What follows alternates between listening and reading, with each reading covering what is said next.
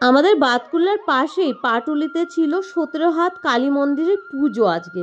আর এখানে সত্যি পুজোটা এত জাগ্রত পুজো, মায়ের মুখ দেখার জন্য দূরে দূরের থেকে কিন্তু ভক্তগণরা আসে।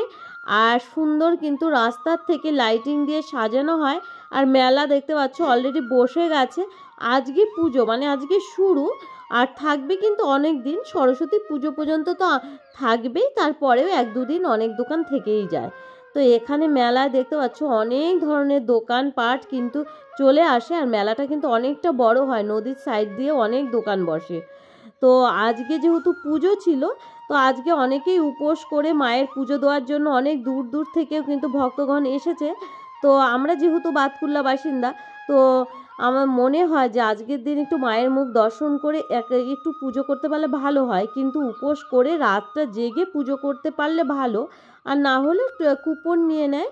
তো আমি ভাবলাম ঠিক আছে একটা কুপনই নিয়ে নিই, সামনে ওদের পরীক্ষা, আর আমার বাড়িতে যেহেতু সেভাবে কেউ নেই যে সারা রাত থেকে পুজো দেখা, সেটা কিন্তু একটা আলাদা মজার, কিন্তু সেটা আর ভাগ্যে হয় না। তো মায়ের মুখটা দর্শন করলে কিন্তু আলাদাই একটা শান্তি। আর দেখতে পাচ্ছ এখানে কিন্তু বিশাল একটা লাইন পড়ে গেছে কুপন নেওয়ার জন্য। তো আমিও এখানে কুপন নিয়ে নিলাম। 61 টাকার একটা কুপন ছিল। তো কালকে সকালে এসে প্রসাদ নিয়ে নেব। আর এখন আমি ভাবলাম একটু মেলাটা ঘোরা যাক।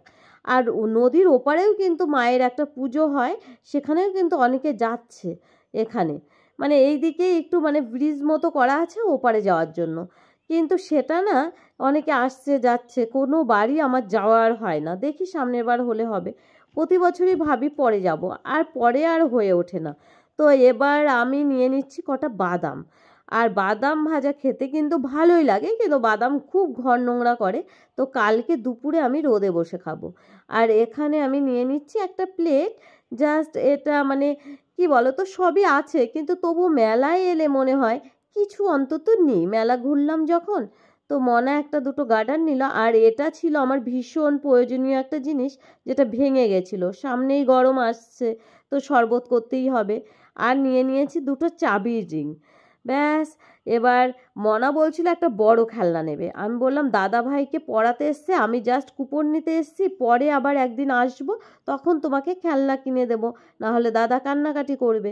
তো আমি বললাম ঠিক আছে, আজকে তুমি কি খাবে বলো। তো কি খাবো, তো এখান থেকে নিয়ে নিলাম ঘুগনি। তো নিরামিষ ঘুগনিটা খেতে কিন্তু আমার বেশ ভালোই লাগে। তারপর বাবুর জন্য একটু প্যাক করে নিলাম। তারপরে চলে আসলাম ভাপা পিঠে। তো আজকে যেহেতু আমার নিরামিষ ছিল, তো আমি নিরামিষ খাবারগুলোই খাবো। তো ভাপা পিঠেটা খেতে কিন্তু বেশ ভালোই ছিল, গরম গরম একটা খেয়ে নিলাম। আর 4 পিস প্যাক করে নিলাম।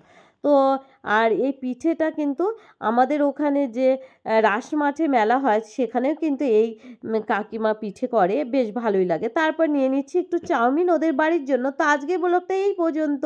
ভালো লাগলে একটা লাইক কমেন্টস করো। তো আজকের মতো টাটা।